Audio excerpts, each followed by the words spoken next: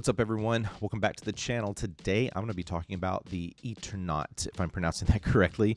It's a new series streaming on Netflix, and before I get into this, I definitely want to say, I could be getting into some spoilers, and the story around this series is quite fascinating, so I highly encourage that you go check this series out on Netflix. It's 6 episodes. It's an easy watch. You can get through it and then come back and check out this video, or if you just want to dive into it with me, let's just get into it, because the story on this is pretty cool, and the backstory around how this came to be to Netflix is even cooler, I think.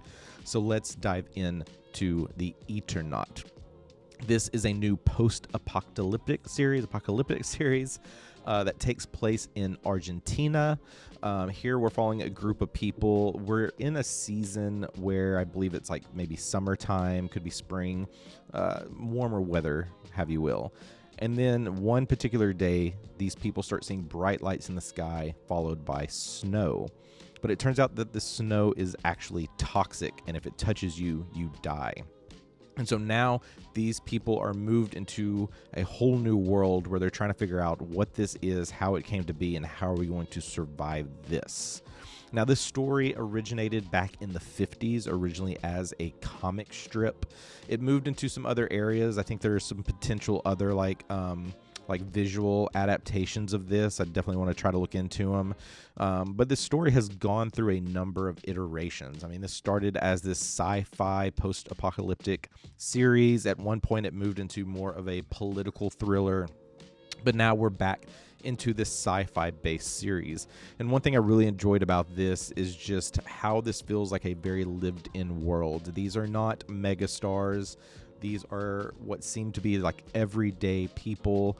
The core group of guys that we're following, we're getting together to play some cards and have a drink when all of this stuff happens. So we're finding these everyday people living their day-to-day lives and now thrown into a world where they don't know what to do. If they go outside and the snow touches their skin, they're going to die. So they had to quickly figure out, how can we protect ourselves? How can we go find supplies? How can we find other people to communicate with and figure out what's going on? And the deeper that we get into the story, we realize that there is a lot more to it, that we're actually going through an alien invasion.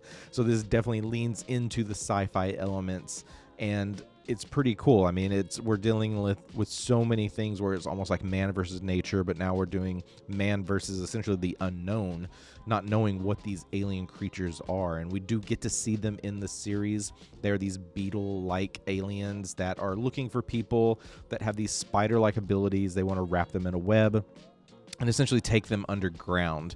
And so as we're kind of moving through these events, we're kind of learning about these people. We're kind of learning what their skill sets are, the family members are looking for, just kind of, what's keeping them going, as well as we're finding, like I mentioned, this is a very Walking Dead type scenario, because so many people have passed away at this point that the government's essentially gone. Not only that, this event is also causing technology to stop working. So their phones, computers, just general quick access to reach other people no longer works.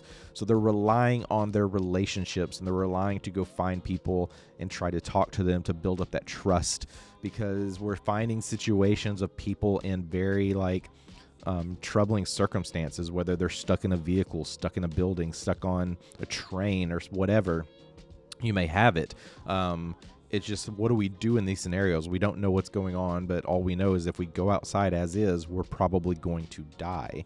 And as we kind of get near the end of this initial story, we do see some things change pace. We see that the weather does change, even though I don't think we really find out what caused that to happen, but at least now people can go out.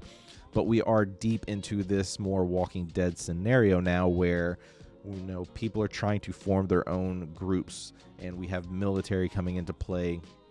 So it is a battle of survival. It's who's going to take over, whether it be a train station or a garage or buildings.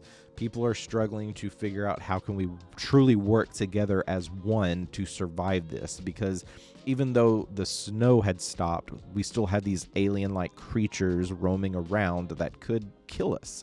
And now we're also dealing with other people. We're dealing human to human. So it's quite cool that they're leaning on some of these themes that we've seen in other series. We do get like, a Quiet Place kind of scenario vibes to it, but just the typical sci-fi stuff, the stuff that I really enjoy. And I don't want to spoil anything like really critical here, because we do get some pretty interesting moments near the end of this that could lead into a second season. And I believe at the end of this, it says that this will be coming back for a second season, which is pretty exciting because we get to like the height at the end with our main characters, and you definitely want more.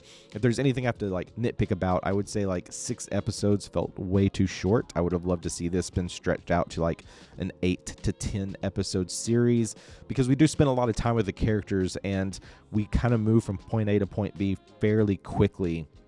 So having those extra episodes to really build out those transition times of like remembering of like how they get from one particular area in their city to another, or how they transition to certain states and with the people that they're with, it would have helped, because when we get to these rushed things, and I didn't watch all of this back to back, so if you take breaks in between, you kind of get fuzzy of like, oh wait, I thought they were at this one place.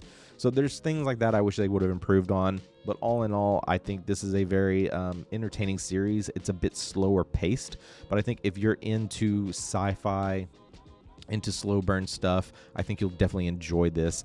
And I think as a whole, like what this has done from what I'm reading of like what this has done for the economy in Argentina has been substantial, because looking into the origin of this story, I mean, the publication date was back in somewhere between 1957 and 1959. So taking a story that old and then moving it today into, our streaming Netflix era is pretty awesome.